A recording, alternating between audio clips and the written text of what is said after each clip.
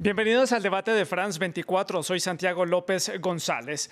A comienzos del año 2020, el año en curso, el mundo enfrentó uno de sus miedos más grandes. Un virus desconocido, en algunos casos mortal, comenzó a expandirse por todo el mundo de manera rápida. La necesidad de respuesta sobre el origen de este coronavirus, su tratamiento, su velocidad para llegar prácticamente a todos los rincones del planeta provocó una, digámoslo así, explosión mediática para intentar responder todas esas preguntas, generar también tranquilidad en la población y también proporcionar información sobre este enemigo silencioso y también desconocido para todos nosotros. Esta explosión mediática dio origen a un bombardeo continuo de información, no siempre verdadera, y también a una ansiedad constante por estar informado el minuto a minuto de lo que estaba sucediendo.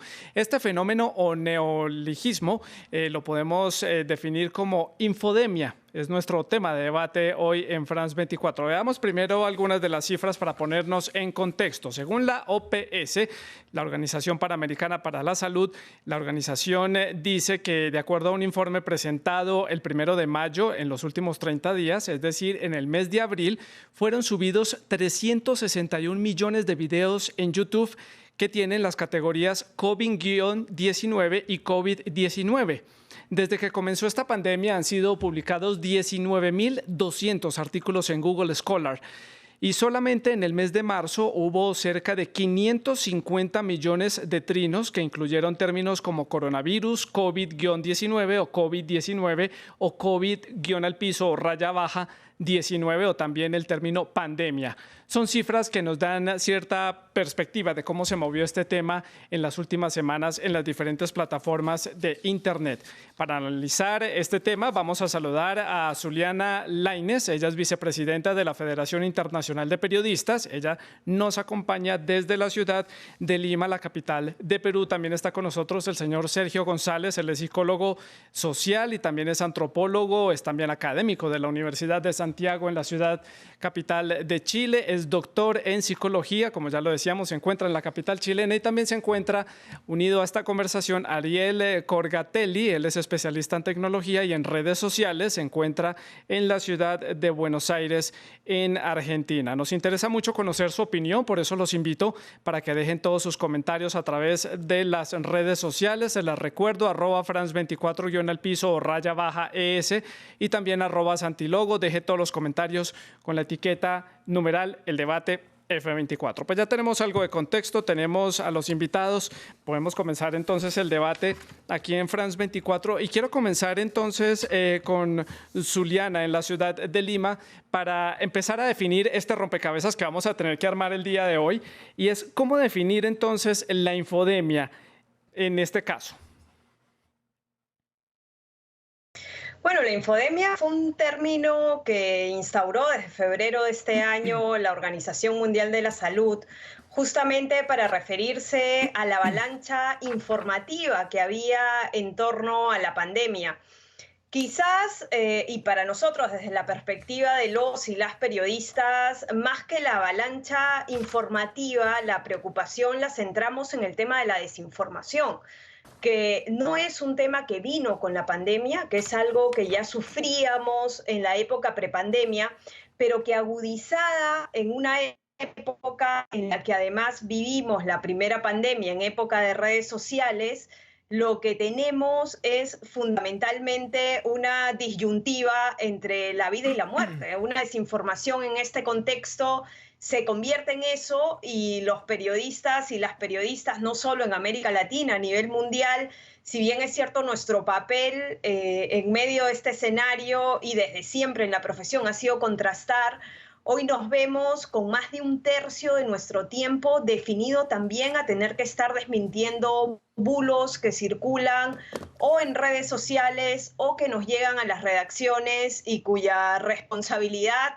de la inversión de nuestro tiempo está centrada, como lo decían, más de un tercio del tiempo nuestro dedicado a eso, a desbancar desinformación. Ha cambiado incluso la estructura de muchas redacciones y de muchos medios. Ahora hay un apogeo de estas secciones de fact-checking, que es chequear los hechos para justamente poder desmentir aquello que nos llega de manera cotidiana como ciudadanos y ciudadanas Estamos todo el tiempo confrontando con desinformación y lo que nos toca es detectarla.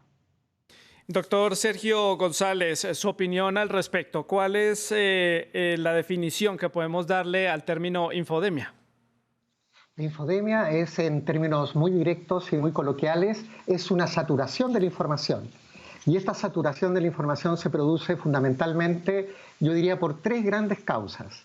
La primera tiene que ver con la lógica de incertidumbre, con las incertezas de que estamos frente a la gravedad del problema y la situación de pandemia que implica más preguntas que respuestas. El segundo tema es el ver a los líderes políticos que están en situación de perplejidad y sin un menú de respuesta acorde a la gravedad de la situación.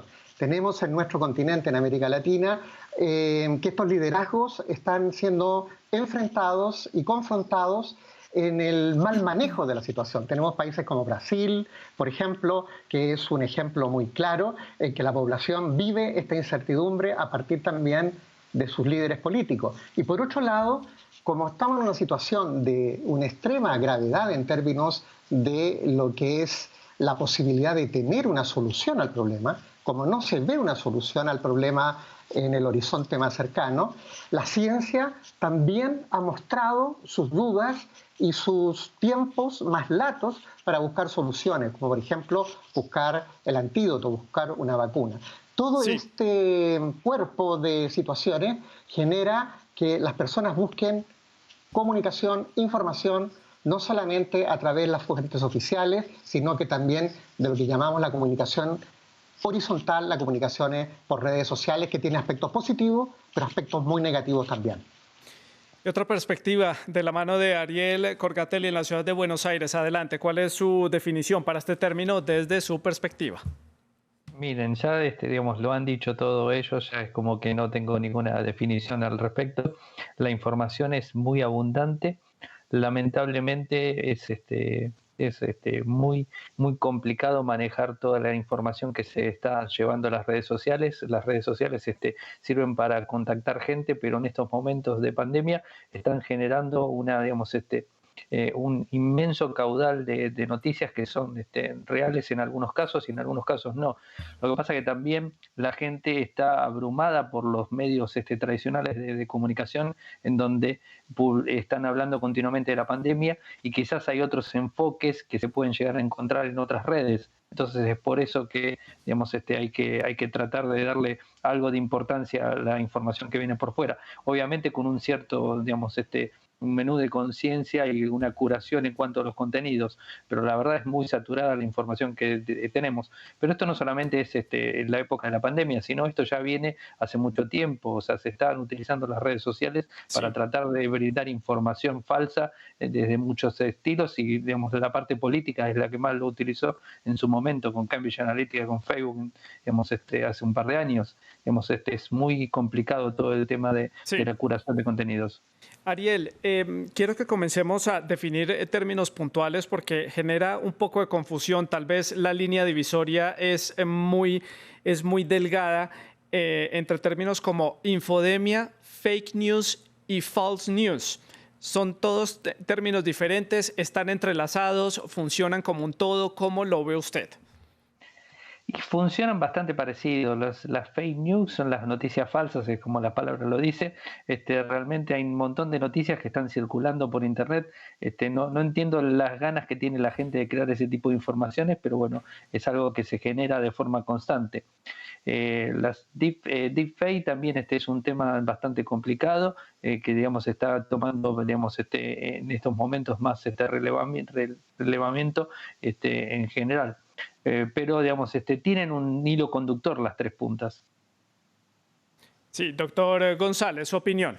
¿Cuáles las diferencias entre infodemia, false news y fake news? Yo lo que quisiera puntualizar, Santiago, es por qué las personas llenan el vacío de información. Hay una situación que es muy clara. Cuando uno no tiene información con certeza, no tiene información con claridad, por lo general predomina la parte emocional sobre la parte cognitiva, sobre la parte racional. Y en ese sentido las redes sociales pasan a ser comunidades emocionales. Y en las comunidades emocionales se mezclan estas lógicas de las noticias falsas, con las noticias a medias, con las noticias generadas a través de lo que pueden ser una persona que a uno le genera confianza o que es un líder de opinión, etc. Por lo tanto, lo que hay que entender es que las redes sociales funcionan hoy día como comunidades emocionales más que comunidades cognitivas. Y en ese sentido, esta comunicación horizontal va a tener todos los problemas, como también todas las fortalezas, que tienen que ver con la búsqueda de respuestas. Mientras no haya respuestas claras y mientras no haya el aporte de una información que sea confrontada y que sea dicha desde los liderazgos institucionales con claridad, vamos a tener mucha comunicación alterada, difusa o malintencionada. Y finalmente, para terminar esta ronda, Zuliana, en la ciudad de Lima.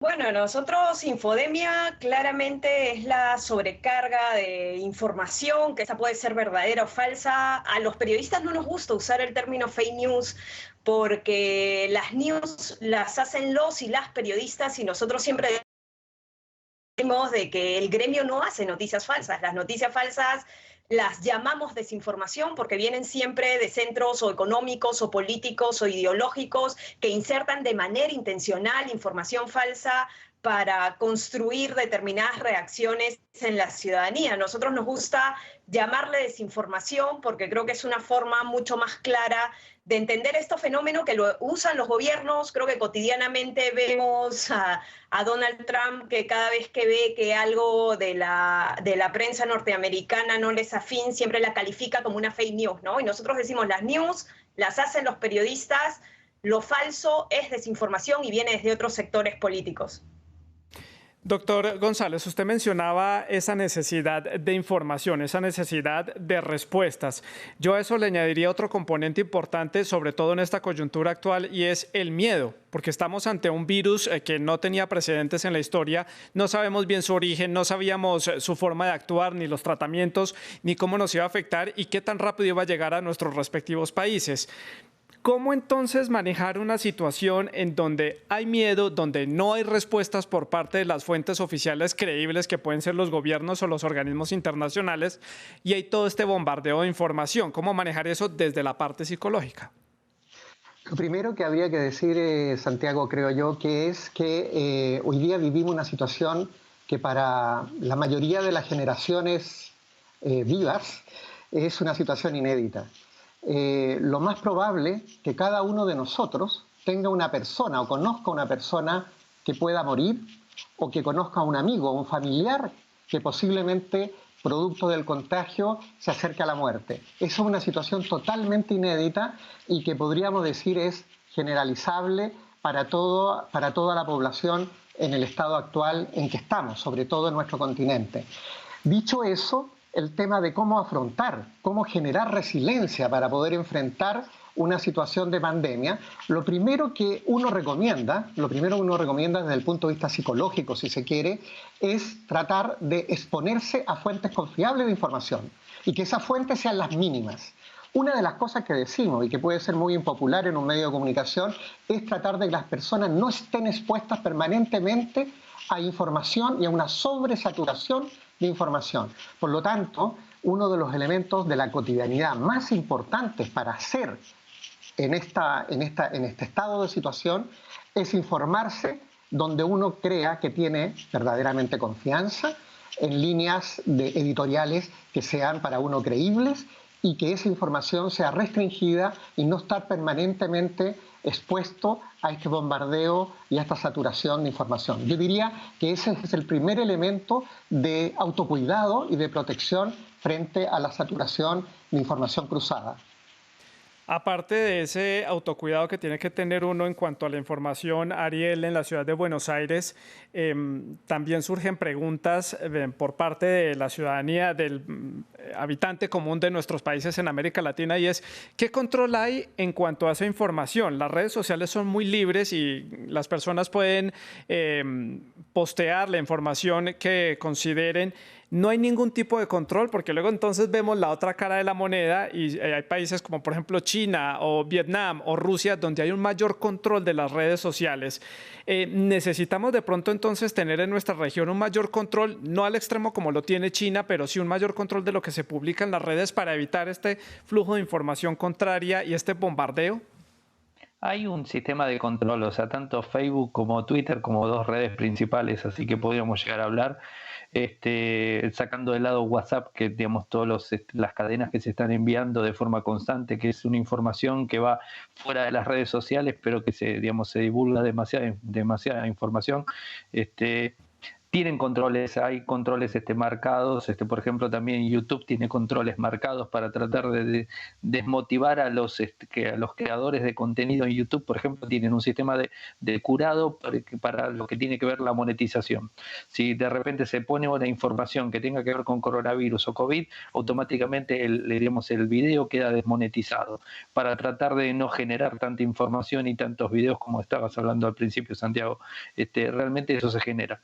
Después, tanto en Twitter como en Facebook tienen controles, están marcadas las palabras y algunas cuestiones, pero no hay nada puntual. Están trabajando en un montón de sistemas para poder manejar. O sea, por ejemplo, en Twitter están trabajando ahora por el tema de lo que tiene que ver los comentarios y lo que se puede llegar a sacar de un tweet que se puede llegar a publicar y que se puede llegar a visualizar. Bueno, hay un montón de controles marcados, pero realmente nada está siendo efectivo. O sea, la realidad es esa, que no hay nada efectivo. Y me parece que también los usuarios están saliendo de las redes sociales para enviarlos vía cadenas en WhatsApp. O sea, se reciben de forma diaria. Yo creo que todos ustedes deben recibir de forma diaria cadenas de cualquier información relacionada al COVID.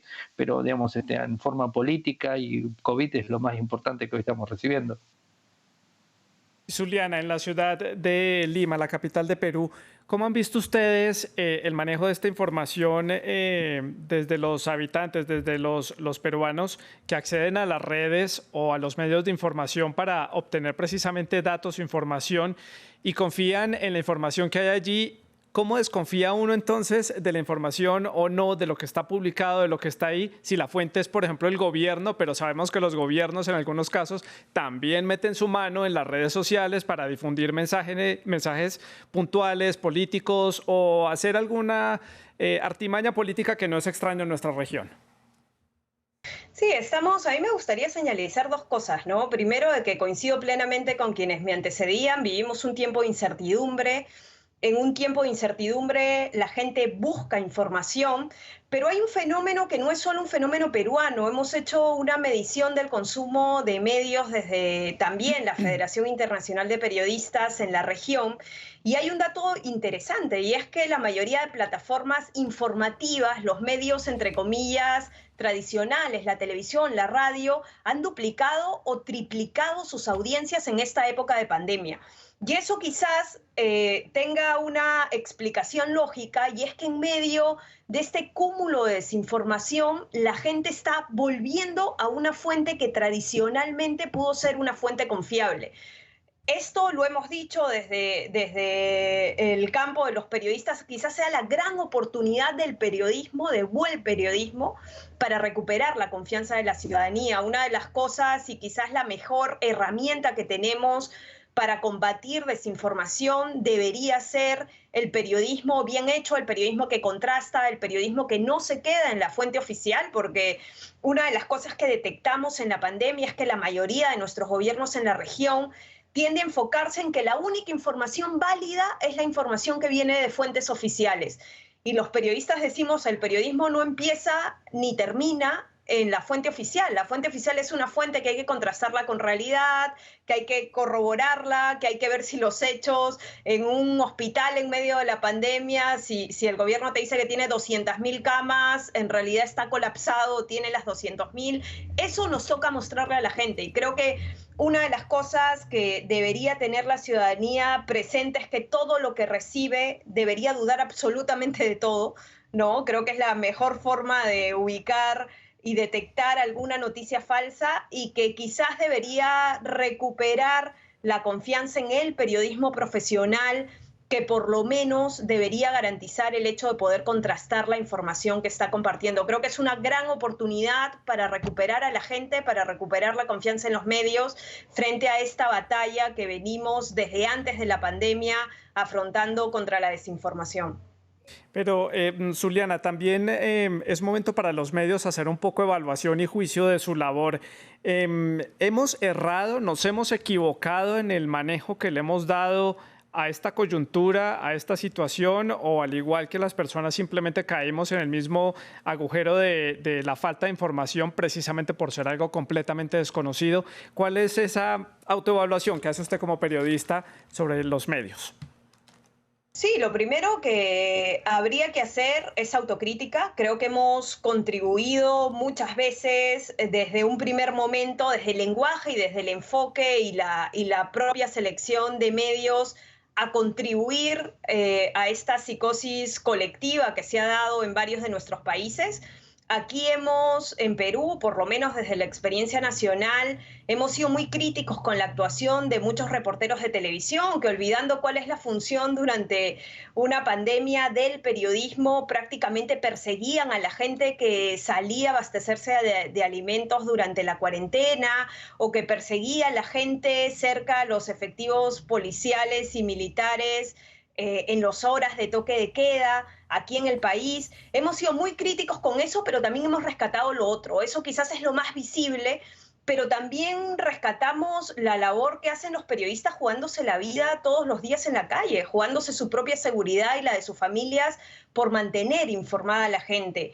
Creo que, si bien es cierto, no podemos santificar todo el periodismo que se ha hecho en la región, creo que el aporte que desde los medios se ha hecho para contribuir en medio de esta infodemia, para contribuir a dar cierta información certera frente a un discurso monocorde de casi todos nuestros gobiernos, frente a las dificultades para acceder a información, creo que es una de las cosas que deberíamos rescatar y que es valiosa durante esta situación atípica que estamos viviendo. Doctor González, en la capital chilena, quiero que hablemos un poco de las consecuencias que puede traer este fenómeno que está enfrentando nuestra sociedad como la infodemia. Hemos visto tal vez algunos casos de discriminación, también a eso hay que sumarle pues precisamente la ignorancia que tenemos sobre el tema de esta pandemia, sobre este virus y el miedo, que ya lo estábamos mencionando. Las consecuencias, ¿cuáles pueden llegar a ser? Bueno, tenemos un escenario complejo en el sentido de cómo poder procesar todo lo que tiene que ver con información y emoción. La información no es neutra, la información no implica un estado de situación exclusivamente centrado en lo que sucede ahora. Venimos de un conjunto de consecuencias anteriores, por ejemplo, en el caso de Chile, en el caso de mi país, nosotros tenemos que después del estallido social que se dio en el mes de octubre y que estuvo hasta enero, viene el tema de la epidemia y lógicamente que se genera un caldo de cultivo en que la incertidumbre, los temores y la reacción de la población tiene que ser encauzada de una manera racional y encauzar también la emoción, la ansiedad, el miedo de que tú hablas, Santiago, que está prácticamente tomando nuestra cotidianidad, como ya hemos dicho. En ese sentido, a mí me parece que lo más relevante en estos momentos es fortalecer los liderazgos institucionales que tienen credibilidad, el permitir de que los medios serios y los medios que tienen ganada la confianza de la población sean medios en los cuales nosotros podamos replicar esa información. Gran parte de lo que se replica en las redes sociales tiene que ver o viene desde medios institucionales. Por ejemplo, las redes sociales en Chile hoy día están reproduciendo mucho de lo que están diciendo en Francia, en España, en Inglaterra, los medios formales. En ese sentido, yo creo que uno de los elementos fundamentales es, además de no replicar información en medios sociales que uno no tiene confirmada, es el manejo de la ansiedad. Y para manejar la ansiedad necesitamos, aunque suene un tanto contradictorio, un acceso a la información más reflexivo. Y en ese sentido los medios de comunicación, como decía la periodista recientemente, si han fallado en algo, es en buscar reflexividad, en reflexionar en torno a lo que sucede y no solamente entregar información en términos de búsqueda de mantener rating o de mantener la última primicia, la última novedad de lo que está sucediendo. Por lo tanto, es muy complejo, porque en estos momentos, hoy día lo que necesitamos es generar respuestas, pero esas respuestas también necesitan que reconozcamos que estamos en una zona aún de preguntas. Una zona de preguntas, Ariel Corgatelli, en la ciudad de Buenos Aires, en Argentina. ¿Cómo evitar caer en este círculo vicioso? Ya usted hablaba de los mecanismos que hay para prevenir que esta información falsa llegue a las redes, que funcionan o no en cierta forma. ¿Cómo evitar entonces un usuario común? ¿Simplemente se tiene que alejar de las redes sociales o cuál es su opinión al respecto? Mire, las redes sociales están y llegaron para quedarse y creo que van a seguir por mucho tiempo. Es un canal también de información de alguna manera. Tienen otra voz cantante, como quien diría. No es digamos, la voz oficial. Estoy de acuerdo totalmente con lo que dicen mis dos antecesores.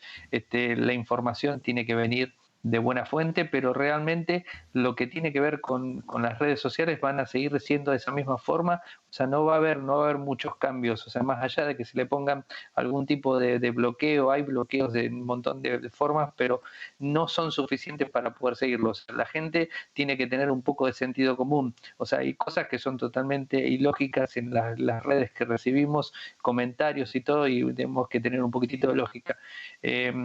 Particularmente diría escapar de todo lo que tiene que ver con los envíos masivos de forma constante de bombardeos que recibimos vía WhatsApp, que es, digamos, yo lo veo el foco más importante de las redes, o sea, o que vendría a ser WhatsApp, es un foco importante en donde hay personas que se dedican a enviar información de forma continua y, digamos, directa a un montón de contactos. Eso la verdad que se vería un poco afectado. Y después el tema de Facebook, encontrar la información ahí es bastante complicada. Creo que también hay que ver las partes, los tintes que tiene cada uno.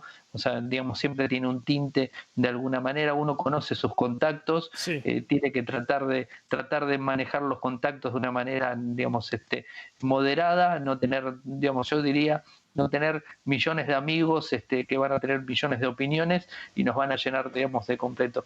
O sea, no hay una manera, es un trabajo arduo realmente curar nosotros la información que vamos a leer en las redes sociales. Es bastante arduo el trabajo que tenemos que llegar para tener la información justa. Pero siempre concuerdo Sí. con los antecesores, es tratar de seguir la información oficial o la información que venga de medios confiables. Ariel, sigo con usted, ya me quedan pocos minutos de programa, quiero hacer las conclusiones sobre qué lecciones puede dejarnos en términos de información, en términos de manejos de plataformas, de redes, de internet, nos puede estar dejando en este momento esta coyuntura, digo estar dejando porque no ha terminado y todavía no veremos las consecuencias que nos pueda dejar esta infodemia y esta cantidad de información que nos está llegando.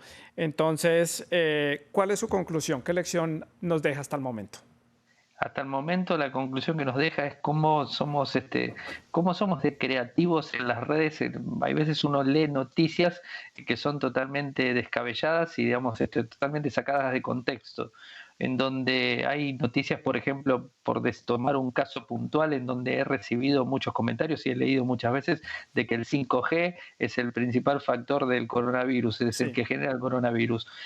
Y realmente no hay ningún estudio que lo diga y, digamos, tampoco. Y bueno, se basan en determinados puntos, o sea, sacan la información de lados puntuales en donde dicen, bueno, en Europa se está empezando a frenar la implementación del 5G. Bueno, eso es cierto, pero eso no quiere decir que porque hayan frenado la implementación del 5G esté frenando el coronavirus, o sea, no tiene nada que ver, son cosas diferentes, digamos, y lo que veo es cómo sacan de contexto la información de un lado al otro y, digamos, van armando todo un bulo completo en donde nosotros somos los que recibimos esa información y terminamos implicados. Sí. Yo diría que Ariel. hay que tratar de ver el contenido de una forma más objetiva. Doctor Sergio González, en la capital chilena, su conclusión, ¿qué lecciones nos deja desde su perspectiva? Desde mi perspectiva, dos cosas, Santiago. Lo primero es reforzar la idea de que tenemos que utilizar fuentes confiables y fuentes que nos merezcan credibilidad. Es lo primero. Todas las personas que ya, como decía recién mi antecesor, que utilizan el sentido común, aunque a veces sea el menos común de los sentidos, van a tener esas fuentes identificadas. Y esas son las fuentes de las cuales uno debe confiar y las cuales debe tener como fuentes de información, independientemente que hay que buscar no saturarse en información. Está comprobado, los estudios de comunicación demuestran que mientras más acceso y más saturación de información, se genera más ansiedad. No se reduce la angustia ni la ansiedad, se multiplica y por lo tanto afecta a la salud mental. Y lo segundo, entender que las redes sociales hoy día no son solamente para informarse, hoy día deben ser redes de comunidad de afectos. Comunidad de afectos donde uno se reúne con los amigos, se reúne con las personas con las cuales quiere compartir esta cotidianidad en el medio del confinamiento. En ese sentido, las redes sociales hoy día tienen otro papel que cumplir y no solamente el de acceso a la información. Lo importante es que cada persona que recibe información y que es saturada de información por redes sociales y que no puede acreditarla, no la puede comprobar, que no la postee, que no la replique, y en ese sentido ayuda a desintoxicar el ambiente que, como hemos dicho, mientras más ansiedad hay más búsqueda, casi podríamos decir directa y muy fuerte de información en la medida en que nos sentimos más frágiles. Y finalmente, Zuliana, en la ciudad de Lima, su conclusión sobre este tema. Bueno, conclusiones y recomendaciones en dos vías, ¿no? Primero, para mis colegas, para los periodistas, pedirles absoluta responsabilidad y respeto en este trance. Estamos tratando con familiares de muchas víctimas de manera cotidiana y creo que es el momento para que dignifiquemos realmente la profesión. Y a la ciudadanía, decirle que ninguno de los extremos es bueno, no es bueno ni saturarse de información, pero tampoco evadirse de la realidad, porque hay también ciudadanos que han decidido ante la explosión informativa no saber nada, no leer nada, no informarse nada relativo a la pandemia, y creo que eso también es tan letal como lo primero. Y lo segundo es que no se crean todo lo que se leen. Creo que no debemos caer en el otro vicio que es el de la viralización. No tenemos que ser los primeros como los ciudadanos en retuitear o reenviar determinada información si es que no tenemos la certeza de que viene de una fuente fiable. Es el momento de las fuentes fiables, de buscar las fuentes fiables, y estas no son solo los gobiernos. Reitero, la información ni empieza ni termina ahí. Creo que debemos buscar una pluralidad de fuentes que permita que tengamos un horizonte completo informativamente. Pues a Zuliana, al doctor Sergio González y a Ariel en la ciudad de Buenos Aires, gracias por haber estado con nosotros aquí en el debate de France 24, un tema muy amplio que está en pleno desarrollo. Seguramente cuando esto pase o se mitigue un poco, volveremos a tratarlo para conocer las verdaderas consecuencias que nos deja esta infodemia en la sociedad global, porque no solamente afecta a América Latina, sino al planeta entero. Ustedes, muchas gracias por su sintonía. Sigan con France 24.